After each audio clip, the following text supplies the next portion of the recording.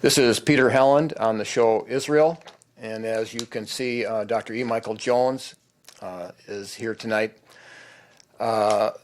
Mike just, well, actually a couple weeks ago, was in London, and then went in for a talk, and then went and spoke in Berlin. And I've read your article. It's about a 40-page article on both of those trips. Tonight, I think we're going to focus a little bit more on your talk in Berlin. Yeah. Okay. But they're related. I mean, basically, we're talking about the same zeitgeist here, I think, throughout the world now. Dissatisfaction with oligarchic rule. The oligarchs have reached the end of their tether. I arrived and spoke in London 2 days after the Brexit vote. And the people that I was speaking to were basically celebrating the leaving of the European Union.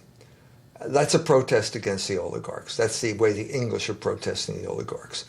And Germany is a completely different situation, completely the other side of the whole story. They're the center of the European Union. They're the people that control the European Union. But there's a different kind of protest going on there as well. Is there you know, traditionally they had two wars. World War I, English against the Germans. World War II. Is there a dynamic? I mean, they're at the core of the EU, and Britain's getting out. No, well, I mean, if you go back to World War I, World War I was about who's going to rule the world. That was very simple. Over the course of the 19th century, Germany had united for the first time really in history. All the German principalities had united. They had created a tariff, an external tariff against cheap English manufacturers. At this point, they started paying decent wages. The Bismarck, listening to Bishop von Kettler, instituted Social Security and health insurance. At this point, the German workers stopped emigrating to places like America. The reason I'm here, Where we came over. half the reason I'm here anyway, was the German half. When they concentrated German labor, German productivity just took off. And by 1910, Germany had surpassed England in every single category of industrial production. So that was bad enough, but in addition to that, the Kaiser, having dismissed Bismarck, his best advisor, started challenging Britannia's rule of the waves by building battleships. That was a fatal mistake. When he did that, Churchill and Lord Grey decided that they were going to lure Germany into a war to destroy the German alternative to English capitalism. And that's what World War I was about, and World War II was just the sequel to finish off the job. So it was a Pyrrhic victory for England. England destroyed itself in the process of trying to destroy Germany. That was the end, and that was the rise of the American empire in its place, the sea power that was going to replace Britannia's rule of the waves. And at that point, Germany became a colony of the United States, conquered, subjected to ruthless forms of social engineering. So that's sort of the context. There's Germany is awakening to the fact that they were subjected to social engineering. And they're starting to understand the ramifications of that. And Berlin is, when it comes to social engineering, Berlin is ground zero. That was a unique situation. It was kind of the laboratory where you tried out the experiments on the German guinea pigs. And if it worked in Berlin, then you would use it in the rest of Germany, you use it elsewhere. People don't know, but I majored in German at Notre Dame. And I spent a year in Innsbruck and traveled a lot. And I was majoring in psychology at the time. So I definitely, they were really into psychology, into that kind of form of thinking and control.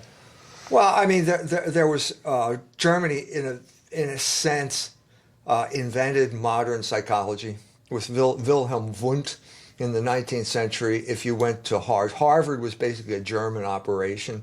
The German university was so powerful in the 19th century that the American universities just imitated them. And psychology was one of the things that brought over. Of course, one of the vehicles was the German Jews who tended to take over psychology. And of course, the most famous German Jew, obviously not a German, but an Austrian Jew, Sigmund Freud, was one of the mainstreams of psychology throughout the 20th century. The other American alternative was John B. Watson, and that was known as behaviorism. And that became the basis of at least most of the social engineering, both in the United States and in Europe after the war. It was basically environmentalism. You change the environment, you change the man. There's no such thing as human nature. Everything is conditioning. That was pretty much the premise that it was involved in. Yeah. Psychology at that point. But the battle between, or the comparison between Britain and Germany, World War I, World War II, that's still going on. I mean, you were impressed with what happened at London. They were not as deep intellectually. No, it's a different crowd. The London crowd was completely different. They were the people that the oligarchs had left behind. You know, the average Englishman, the man who invited me was obviously a talented guy. He was in the army in Afghanistan, learned Dari or no, it was a Pashtun. Pagno is what Pashtun. Yeah, Pashtun. He learned Pashtun. Obviously, an intelligent guy. These were the people that were basically the people that staffed the British Empire. You know, they were gifted in languages. They had a culture that they could project onto the rest of the world. Well, he's working for a scrap metal plant because basically those people have just been left high and dry. That was the backbone of English culture. They've been, in many ways, abandoned. Yeah, he's not using his talents. No, not at all, because he's not wanted. There's an element of racism involved in this thing, of anti-white racism, and these people are, in a sense, pushing back against it with I think is a counterproductive way of, you know, white racism as the antidote to anti-white racism. But it's not that dissimilar from Indiana, in the sense that both places were subjected to basically looting in the late 70s, early 80s, when the leveraged buyout kings like Jimmy Goldsmith would loot British industrial infrastructure, cut it up, sell it off. The worker gets kicked out, and I mean, England has never been friendly to the worker. England has always been a place that exploited labor. Well, that was the whole Charles Dickens, right? Absolutely. And the 19th century has literature, you know, all sorts of literature about the exploitation of labor. Engels wrote a book about the working class, the parlous condition of the working class in England in the middle of the 19th century. He linked up with Karl Marx. Karl Marx was living in London at the time, working at the library there. And also, I mean, Heinrich Pesch, the German Jesuit, when he got kicked out of Germany because of the Kulturkampf, he went to England. Everybody knows that the English were notorious for exploiting labor, because it's a tradition there, all the way up to Margaret Thatcher and the coal miners, the brutal way she dealt with them. So these are the people who have been abused by their own system, and now, but they don't have any. They really don't have an alternative. But the World War I, if you could put it on another level, there was an argument. Germany was saying, we're better. Our system is better. No, they were better. There's no question. Right. All of the facts were on Germany's side. They simply outproduced England because they understood better than the English that labor is the source of all value. And German labor is the biggest asset Germany has. They have virtually no natural resource. They got coal and iron in the Ruhr. They have no gas, no oil. They have to import all this type of stuff. But they have they have German labor, which is high quality. But why is there a difference? I mean, the way they structure themselves, their theory behind, their philosophy. Why is there a difference? It can't be because they're genetically.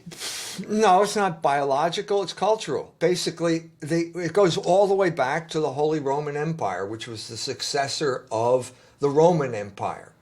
And what was that? It was all of these principalities in the middle of Europe that suddenly were operating according to a new principle that valued labor. And that was the motto of the Benedictines, which is basically ora et labora. No one in the history of the human race had ever taken labor seriously. The Greeks, much as I admire the Greeks, felt that manual labor was something that slaves did so that people like Aristotle and Plato could be philosophers. Benedict changed all that with the monasteries and made work an integral part of the life of the monks there. And then Germany internalized. Germany internal. I was there. I mean, we've talked about this before, but I rode down the Danube. And if you row down the Danube, you see all of these Benedictine monasteries.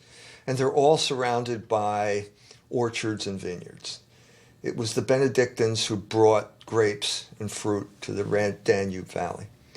And they taught the Germans how to work. Because Germany, the original Germans, they loved chasing pigs through the forest. That's about all they could do.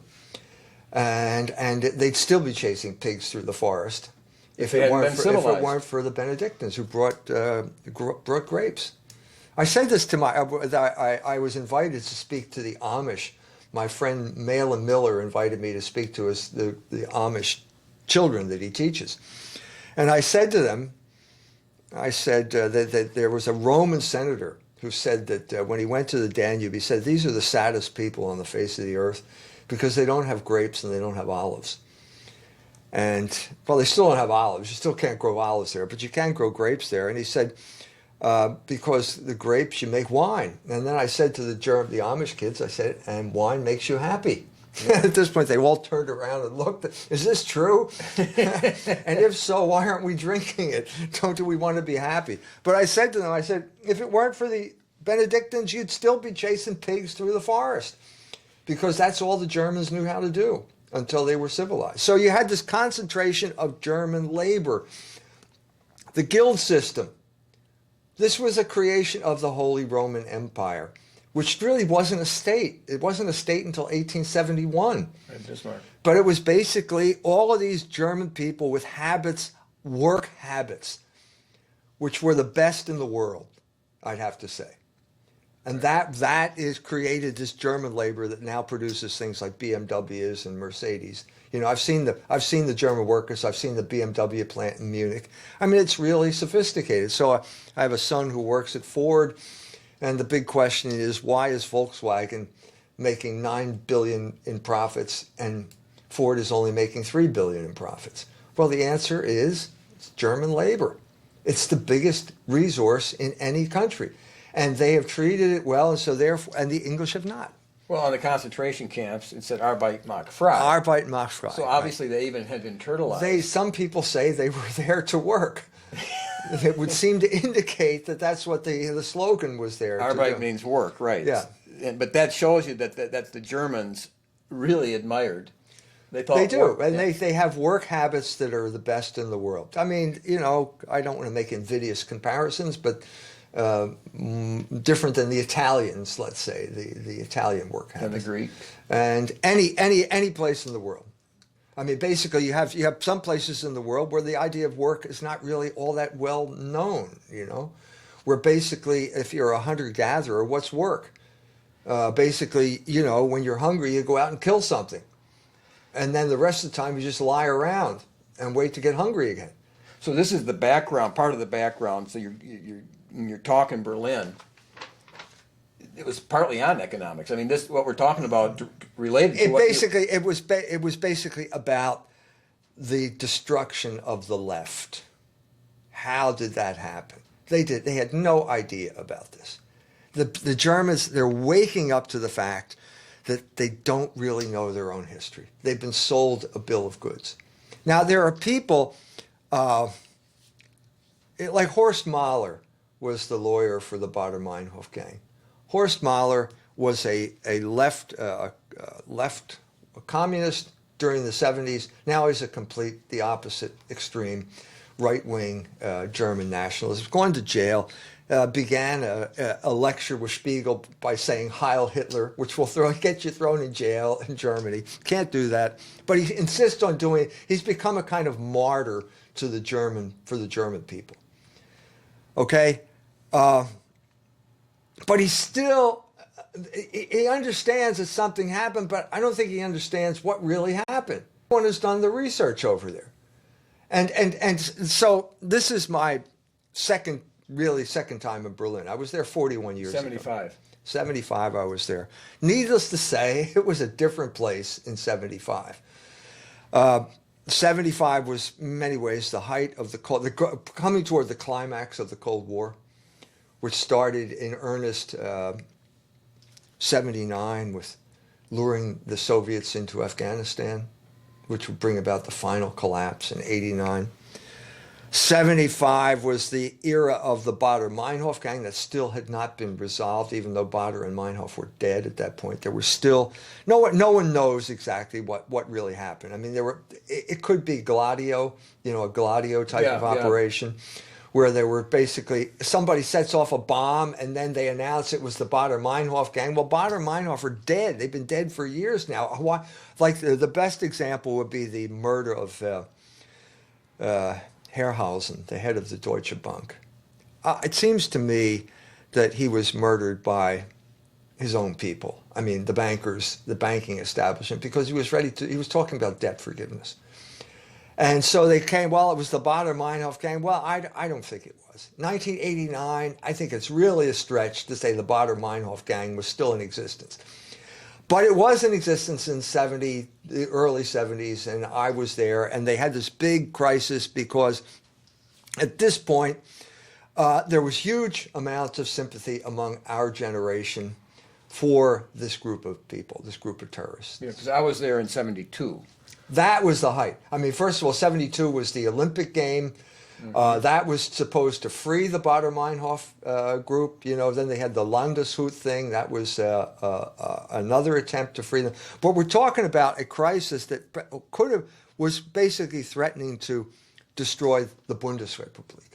It could have overthrown the Bundesrepublik. It was sort of hanging by a thread at that point. And this is when the oligarchs decided to step in.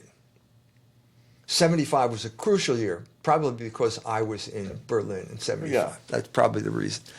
But in 1975, we have the meeting of the G7 crowd, the masters of the universe, in Chateau Rambouillet in France. And at this point, Helmut Schmidt steps up and said, Helmut Schmidt is the Chancellor of Germany, and he says, we basically have to have a new geography of production. This means the end of what he called Fordism. Fordism means high wages for high quality industrial products. What we're going to do is outsource all of our manufacturing. No, obviously not all of it, but he mentioned the German textile industry basically was going to be sacrificed. That's it. It's over. No more German textile industry. All of that stuff is going to be produced in China now. We have satellites, we have container ships, we have computers, all of the infrastructure, the technological infrastructure is there. That's what we're going to do, and we are basically going to drain the swamp of sympathy for this left-wing insurrection. The other part, as I've said before, was the flooding Germany with pornography.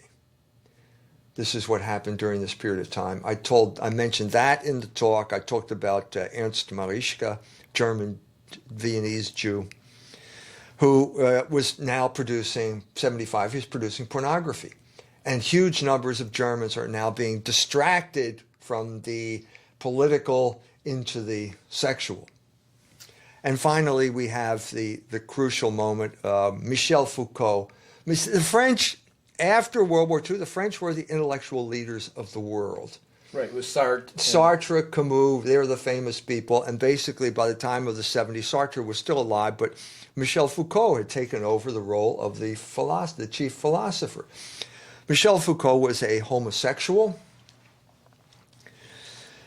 And he had been hired at Berkeley, and he had this epiphany in Death Valley where he took LSD, and he referred to it as his pact with the devil. That's his term, and his biography uses the same term. And that wasn't 75. 1975, we're talking about the same time period. Yeah. Exactly the same time period. So what's the pact with the devil? Well, it's basically The left will no longer complain about economic injustice if you allow us unlimited sexual liberation. And that's precisely what Foucault did. He was in San Francisco at the era of the bathhouse in San Francisco. This is right before the AIDS epidemic. Foucault died of AIDS in 1984. Now, I don't know what that means exactly, but that's the official verdict. He died of AIDS. And James Miller decided to do the biography to see if he deliberately infected sex partners with AIDS. That's a whole another program. You know, the whole idea of there's a virus, HIV, that causes AIDS. It's all. Yeah, I know. Peter Duesberg. We'll reserve that for another program. But this is the official story. But I think the true part of it is, yes, he did make a pact with the devil, and he destroyed the left. It's not that he just destroyed that he killed the people he was screwing. He destroyed the entire left by basically sending it down the path where it is today. We are in South Bend, Indiana. We have a gay mayor.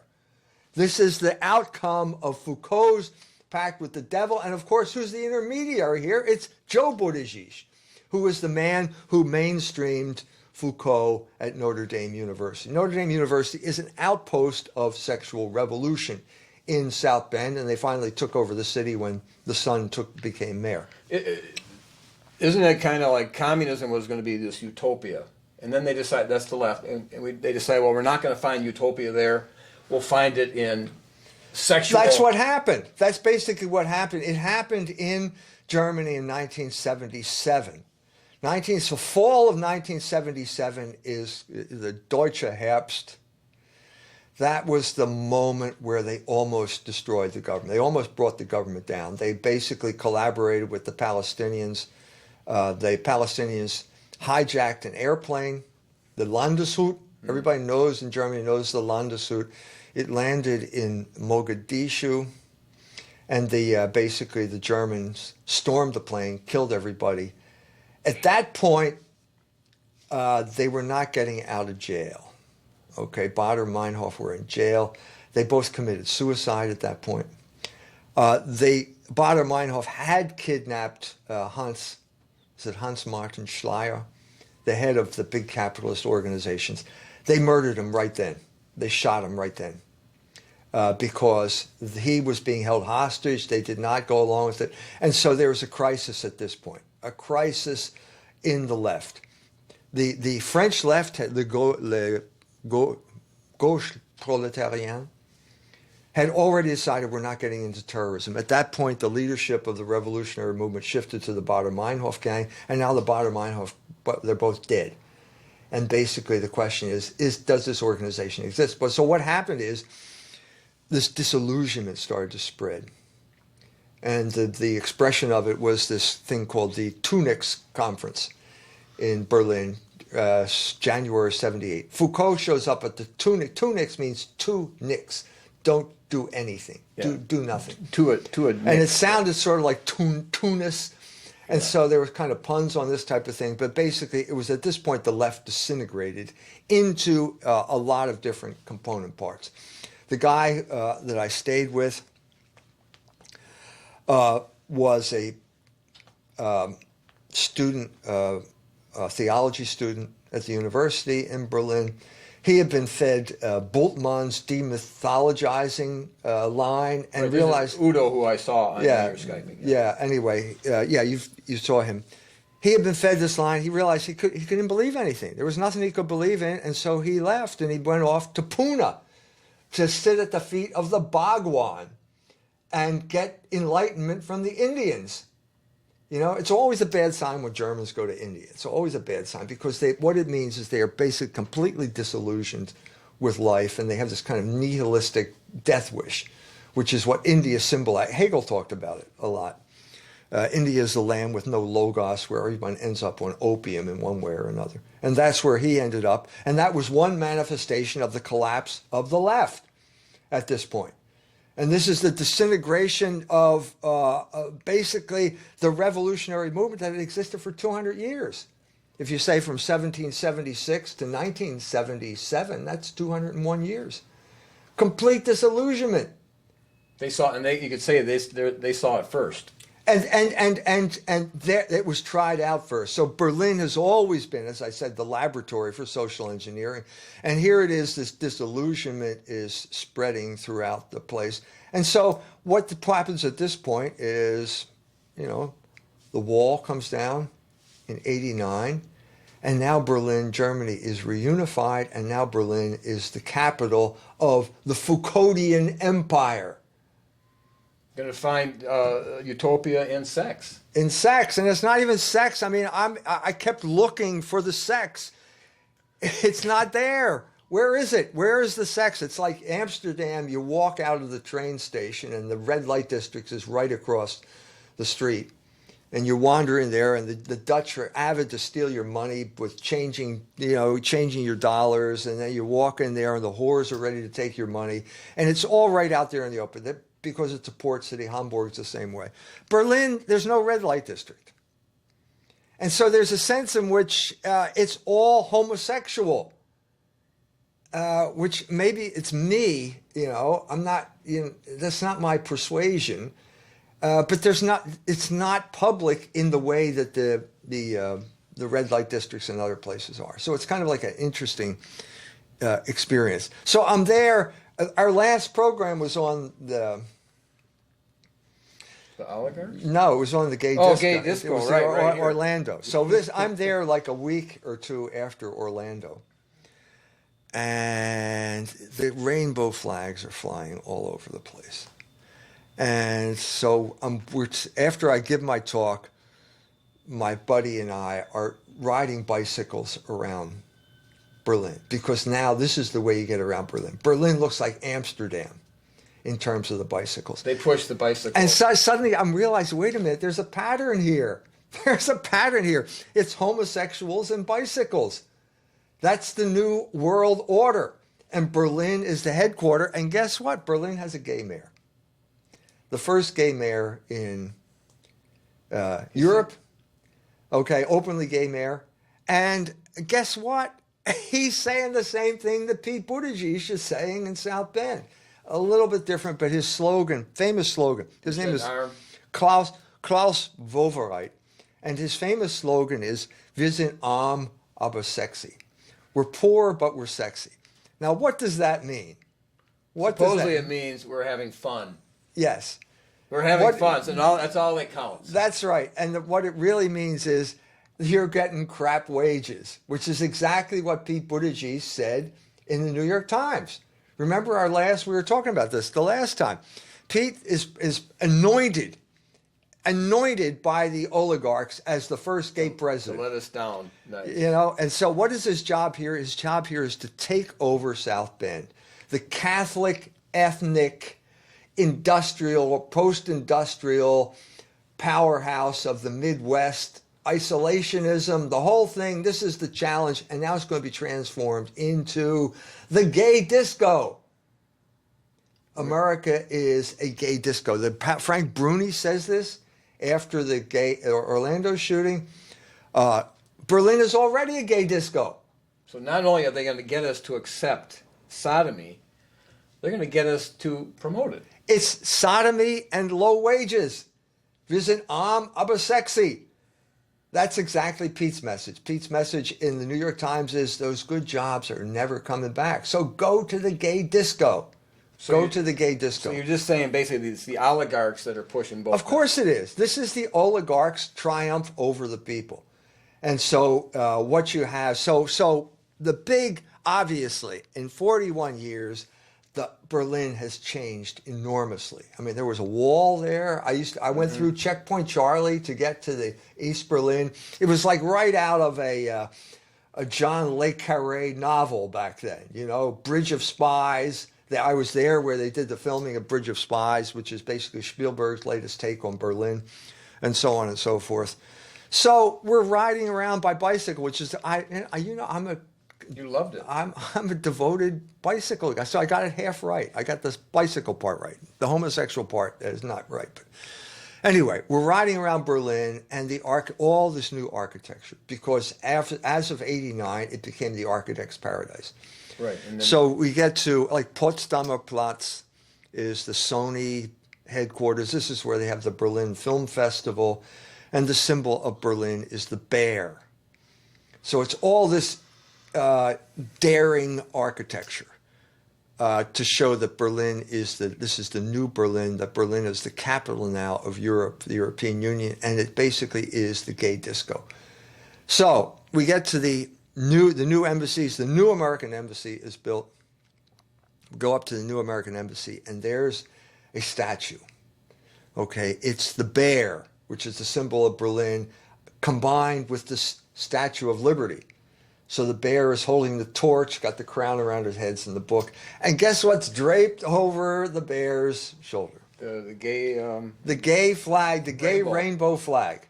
Now, this is an official statement of the government of the United States of America, officially coming out in support of the gay disco. This is the New World Order. But it's all in the name of liberty, right? What's it in the name of? Sure it is. Liberty. Remember? Give me your oppressed. Right. It's called the Statue of Liberty, isn't it? So that's what John Wesley said. He said they're using this word liberty to be free from God's law. I mean, That's right. That is the essence of what America stands for right now. America is a gay disco. not freedom for Christ, and I'm free to be able to obey the Ten Commandments. I'm free from them. Right.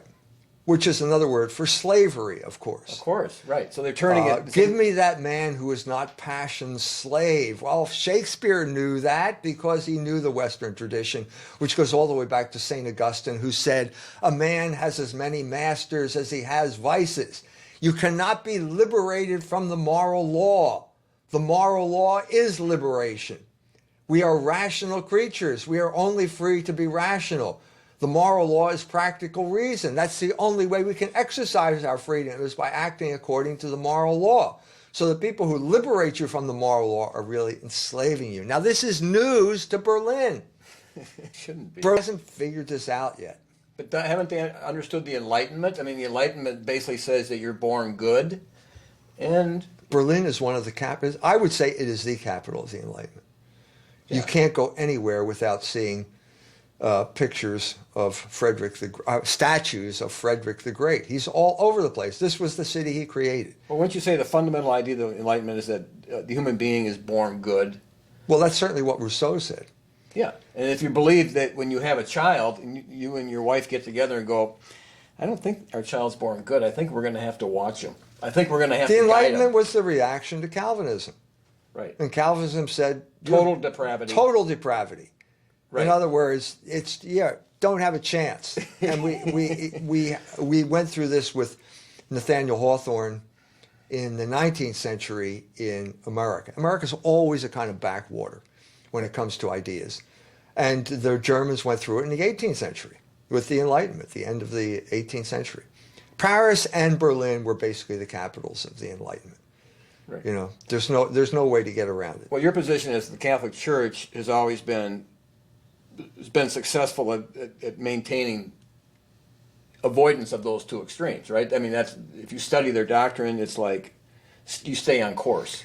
Yeah, I mean, if you get back to original sin, we're wounded. But that doesn't mean you're dead.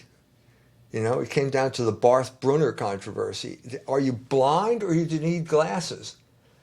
Well, Barth said you're blind. Well, if you're blind, you're contradicting St. Paul in the Epistle to the Romans, who said even the pagans can see the order that God created and know that they have to follow the moral law because it's written on their heart. Well, if you're blind, you can't be held responsible for anything. Yeah, and Wesley, of course, sided with the Anglicans sided with the Catholic position on that issue. Yeah. Yeah, so we're talking about the total depravity of the Calvinists and the radical position of the Enlightenment, that you're basically born good. And I saw Wesley as going down the middle, and he sided against the American Revolution, saying it was wrong. And it seemed like the Calvinist Witherspoon sided for it. So in Berlin, they're the extreme of the Enlightenment, and then you gave the talk and you said it was kind of a breakthrough. Well, they never heard of any of this.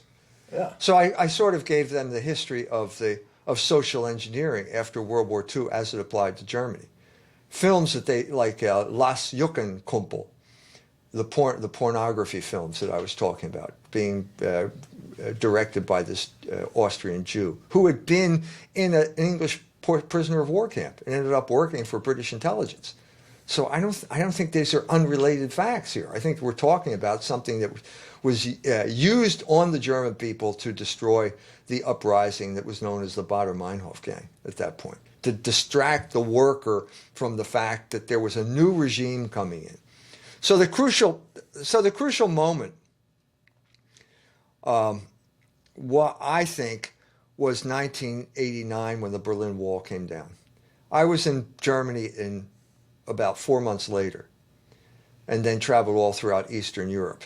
But before I got to Eastern Europe, I went through Germany, and I was stunned at how prosperous Germany was compared to the United States. I remember being in this elaborate swimming pool not far from where I taught.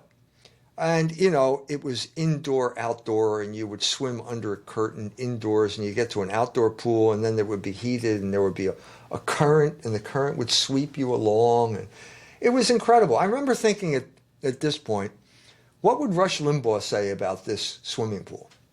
I mean, we're supposed to be the pinnacle of something. We're poor compared to Germany. The infrastructure here is poor compared to Germany. Well, what I realized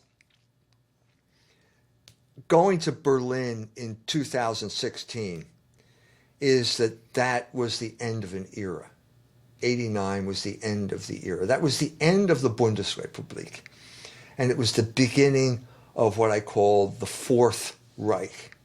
The EU, Fourth The Reich. EU is the Fourth Reich. I Right. got into trouble with some Germans because they don't like it when people talk about the Reich anymore. But obviously, this is the Fourth Reich.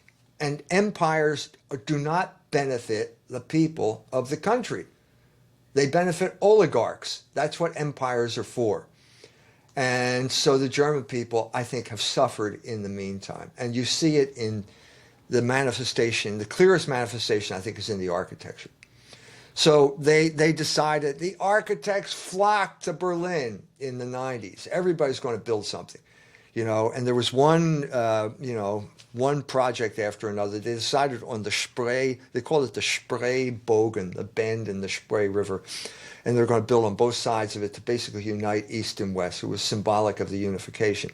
Well, the one bank has the old Reichstag building. And obviously that had suffered during the war, and it was now going to be rebuilt. The question is, how is it going to be rebuilt? And the socialists wanted a flat roof, and the Christian Democrats wanted a dome, so they compromised with kind of like an egg-shaped dome, glass, because everything's transparent in Germany. Oh, yeah. Now, at least that's the official explanation. And this is the best, in a sense, the best symbol of this kind of pseudo-transparency, because the dome is glass and you can walk around the inside of the dome. There's a walkway up there. And you can look down at the politicians as they're deliberating, except you can't look down because there are all these obstructions to prevent you from seeing them. And the only time you're allowed to look down is when they're not in session anyway. So the whole thing is just a kind of sham. You know, it's a kind of illusion, because the front of the building still has engraved in stone Dem Deutschen Volke. From before World War II? Absolutely. They didn't bomb that out? No, it's still there. Wow. And the Greens want to erase it because they are stooges of the oligarchs, you know. But I mean, basically it still says, to the German people. Well, no, this is not benefiting the German people. This is an oligarchic takeover. This is the Fourth Reich. And that's what the architecture of Berlin shouts at you. There's not the Reich is monumental. The Reichstag is monumental, but it's still a kind of human scale. The other stuff is beyond, in many ways, beyond human scale. Some of it is not even recognizable. There's no logos. Like the Jews were heavily involved in the colonization of Berlin. There still are. Daniel Liebeskind is the architect who built the replacement for the Twin Towers in New York. a very powerful Jew. The city was going to be rebuilt. They specified cornice height of 22 meters, no higher. Well, as soon as they at right angles to the buildings and made out of stone. Well, as soon as they said that, Liebeskind is there attacking this as, guess what? If you believe in that, you're a Nazi. So he played the Nazi card, trying to intimidate the people. They still, in many ways, built the residential areas along those lines, and Liebeskind was given his prize piece, which is the Holocaust Museum, which is basically like a Merkava tank positioned in the heart of Germany to assert hegemony over the German people, Jewish hegemony over the German people. But what you see is the replacement of the republic by the empire and the rule of the oligarchs. The only thing you can say here is that the Germans now are sort of waking up to this fact. The problem here is, what are you going to do to replace it? If you go with Hans Mahler, it's going to be back with the Nazism. He's a Nazi. It's the same thing in many ways that happened in England. The white racists like me because I talk about the Jews, you know? Well, there's such a big factor, Evie. I mean, it's just impossible to say, well, we're not going to see that the Jews. It's so preposterous that there's a sigh of relief when somebody actually talks honestly about the whole thing. I met with Jews. I met with Gilad Atzmon when I was there. He's a proud, self-hating Jew. Right. He's famous throughout the world for pissing off the other Jews because he's so critical of what they're doing, especially in Israel. He grew up in Israel, one of the stories. I met with him.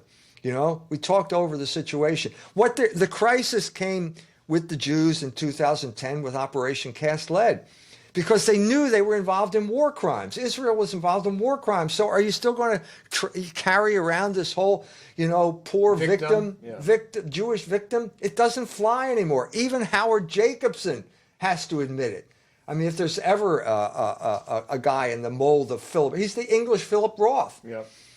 And he can't make it with this stereotype anymore. They need a new way of being a Jew, and Gilad Atzmon is proposing it. But in Berlin, you're not allowed to talk about any of this type of stuff, except that they are starting to talk about it. But you did talk, and you said you mentioned the word Jew like you normally might, and when they reported it in the newspaper, right? It got purged of any reference of the Jews, because, in a sense, that would have killed the article. And the reporter was smart enough to know that, so he didn't mention it. But they did. I mean, when you were talking to Udo before you went over there, you were saying you don't know if you could pull this off. Right. We didn't know. We don't know, because they have this hate crimes, and hate crimes are basically anti-free speech. That's the Jews' way of suppressing free speech. And so we don't know. Obviously, if you deny the Holocaust, it's a crime and you go to jail. One of the first things I saw when I arrived, one of the first buildings, is the new headquarters of the Bundesnachrichtendienst, which is the German FBI. So we knew, when I was in 75, we knew who the enemy was, and they were right over there on the other side of the wall. And it was the Cold War, and we were fighting for freedom, and they were going to enslave us with communism. Well, who's the enemy now? Who is it? Haters. I don't know. I think it's the German people. Anyone who objects to the social engineering which has taken place since the World War II, this failing kind of cultural imposition, is breaking down right now. It's like an old parking lot where sprouts of weeds are popping up all over the place. That's the state of the German mind at this point, and they're there to impose this basically totalitarian order on the German people. It's not going to last. I don't think it can last. Not with the internet. It's bigger than the Stasi headquarters. I mean, that was notorious. The Stasi, Staatssicherheitsdienst in East Berlin. Markus Wolf was the head of the Stasi, another Jew. But you were right in the thick, right in their middle, and you could have been at risk because. Well, you don't know, because when you somebody could have reported you and complained. They could have, but it didn't happen. And everybody they were very nice to me. We had a long discussion. And I'm going to post the talk, and it'll be my first foray into the German language. Right, So, you're going to put that on just on YouTube, on my E. Michael Jones channel on YouTube. It'll be, if you don't speak German, I've written English subtitles so you can see the gist of the talk. So that should go up soon, and then we'll do the questions, and we'll see. I mean, basically, my point here is that whenever you're talking about homosexuals, open homosexuals, you're talking about oligarchic rule. This is the way the oligarchs impose their will on places like South Bend and Berlin. You can't object. Anything that Pete Buttigieg does is okay because he's a homosexual. And we can't object to anything that homosexuals do. And this is perfect for the oligarchs because this is the way they impose their will on the people. And what is their will? Low wages. And if you don't like the low wages, go to the gay disco. Well, Pete Buttigieg just came up and he's for higher wages. Yeah, minimum wage. Yeah. Raising the minimum wage. But the manufacturing jobs, which are the real source, I mean, that's an artificial creation. Sure. Right. The real source of wealth is labor. And sophisticated labor creating sophisticated products, skilled labor creating sophisticated products is the source of wealth. There's no way to get around it. And if you're going to kill that, well, then you're anti-wealth. And I'm saying they are anti-wealth because the oligarchs do not believe that labor is the source of value. The oligarchs believe that their ducats can copulate, like Shylock, as Shylock said. And when your ducats can copulate, you don't need human labor. But that goes back, and I wanted to bring up, I have a chance to go to Germany with my cousin, my oldest cousin, and he's been there 25 years. He goes there for weeks, and he just loves Germany. Well, basically, another instance here is Berlin is now the capital of sex tourism. And if you don't believe that, there's a Hollywood movie that demonstrates this. It's a completely wretched movie that is basically nothing but product placement.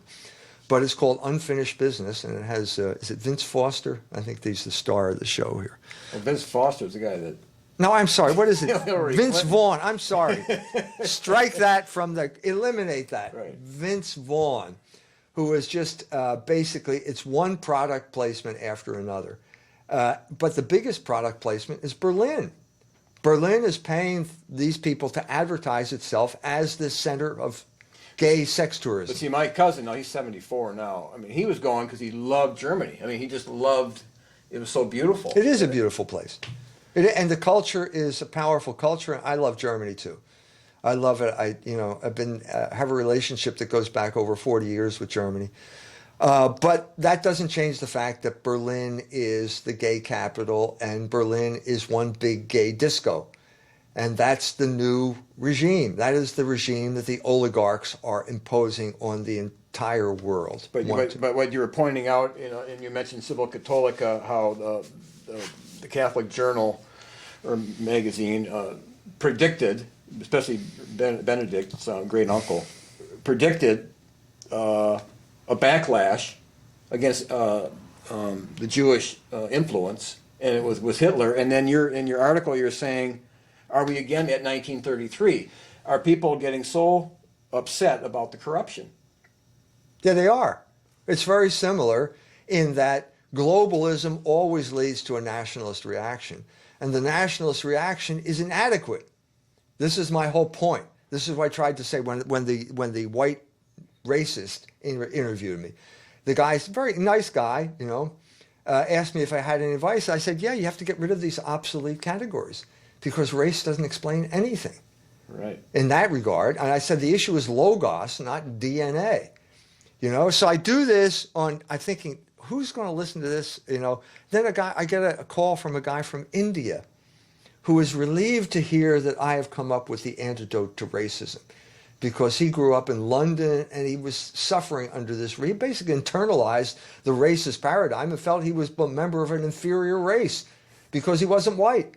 So you never know. I mean, what you're seeing is a reaction against the oligarchs, but the reaction has to be changed into some type of productive channel, and the productive channel is logos. Right, that's and you what mentioned we are. The three magi, and you use that as the three magi are our paradigm because they recognized the logos in the sky. They had the courage to follow it. That's what we have to do. That is the paradigm. And I think it fits the entire human race. The Islamic world, India. If you're a human being, you are a creature of logos. Right. And why would you even talk to somebody? Why would you even say hi to somebody? Why would you engage in any activity or discussion with somebody if you're not being submissive to logos? Well, yeah, where's that activity going to go? Logos means speech. Yeah. It means words. It means word. Well, Servus Christi, that's how they greet each other when I was in Austria. I don't think anybody So thought it's just a question. We have to get back to this thing because what we have is a regime that is based on manipulation and the subversion of logos through the manipulation of passion and the promotion of usury. And that's the message that we have to get out, and that's a message for the entire world. That's the situation we're in right now. But the answer, of course, judgment begins in the house of the Lord. I mean, the church has to quit internalizing the commands of its You're enemy. absolutely right. That's exactly the problem. That's what happened in Germany, the Catholic Church in Germany, when the Allies promoted the sexualization of Germany. The Allies were promoting the Kinsey reports as science because they wanted to keep Germany subjugated. The Catholic Church should have risen up at this point, and instead they rolled over and played dead because they wanted to learn from the Enlightenment. The church had to come up to speed by internalizing the Enlightenment. Well, what they did was they internalized the commands of their oppressors, and they lost their political power completely. They went along with the sexualization of the German people, and they've been suffering ever since. Right, so it's very hard for the church to get strong again at this point. That's right. Now, the Africans, there's this big thing against the Africans are rebelling against the English Anglicans, because they're promoting the gay. Yeah, East Africa is never going to go along with homosexuality. You know, East Africa was the identity of East Africa. Was the martyr. The martyrs. Martyrs' Day was when they were martyred because they wouldn't submit to sodomy. That's right. So it's not going to happen. Sorry, it's not going to happen in East Africa. And what the United States is doing is discrediting itself as the evil empire. Well, they see us submitting to sodomy spiritually. Yeah. Well, we do. I mean, we do. Don't we? Oh, I yeah. mean, the fact that we have a gay mayor, isn't that some type of submission to sodomy?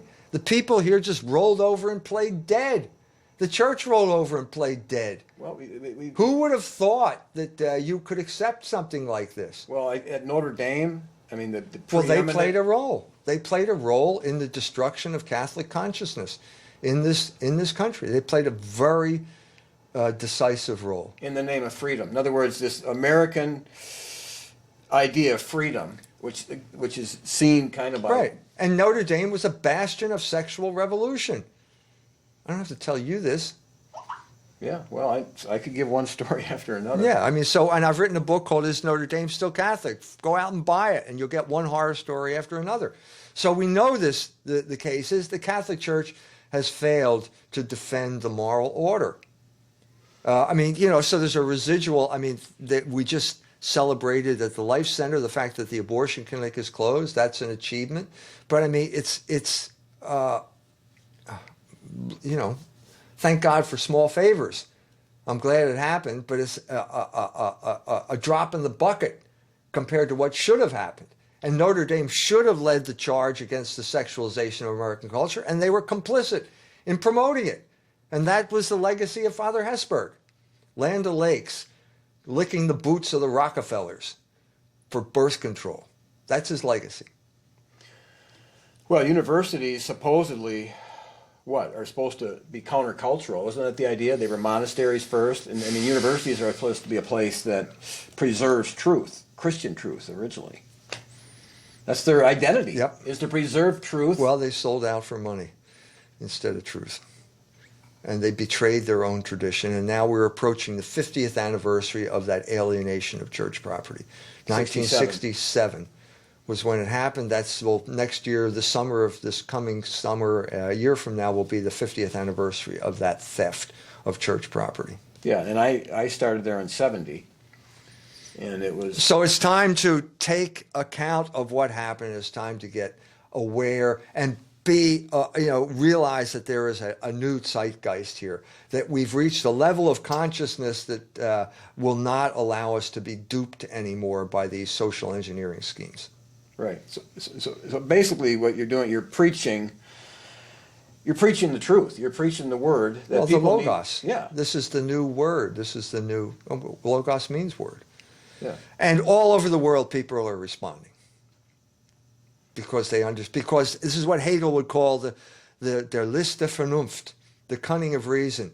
Chaos leads to logos. The empire of chaos creates logos, a thirst for logos in reaction. You know what? I was pumping gas on South Michigan, and somebody could tell somebody was kind of looking at me, and I'm going, I just ignored it. And then he was a young black man, probably about 30. And he says, "What's your name?" I said, "Peter." No, what's your last name? I said, "Helen." I had you when he was at Jefferson. I must have had him all the way through. And he goes, "You were right. Everything you were saying was right." I mean, he was just so excited. And he said, "Everybody's brainwashed." And he said, "Even the Christians." Well, hopefully what that means is that people are maybe developing a hunger. A new consciousness. Yeah. You have to have consciousness first. That's the opposite of materialism. Everything flows from consciousness. Right, that there is a spiritual thinking world out there. We can access. That's what the Magi did. They first became conscious of the logos in the sky, and then they acted on it. And that's what we have to do. That's the program. Right. And there is some encouragement. I mean, the benefit of the good thing about being from the 60s is there's a positiveness, right? I mean, we can still win, right? I mean, when Jesus was hanging on the cross, that's where he won. That's right. That's where he defeated the devil. That's what we believe. God is in charge. And the apostles didn't believe that at the time. They all, even Peter, said, "Well, not me. I'll die." But when he saw that happen, he changed his mind. He couldn't believe that there was victory in that cross. That's right. And Jesus said, "Take up your cross." That's right. And you got to have faith that path works. That's right. That's right. And the devil's going to try to say it doesn't. But we look back on history, we look back at the martyrs, and we go, "Now by faith." If it didn't work, we wouldn't be here. Right. But anyway, you're seeing signs. One reason we like to have you on the show, because not everybody in South Bend gets to go and give a talk in London, go to Germany, and then you're going to be going to Iran, or what? What's coming up next? Inshallah. I'm going to Tanzania next week. Tanzania. Okay. But I will be going back to Iran. Right. If Allah wills it. Yeah. It will happen. But anyway, people need to pray for you. You stay healthy, because that's a big agenda, and it takes some courage to go into Berlin like you did. Okay. But we're going to wrap the show up. This is the show of Israel, and Israel is the word I use, of course, to remind us that believing on Jesus makes you part of the true Israel, and you become the Israel of God. So we encourage you to look to Christ, as the three Magi did.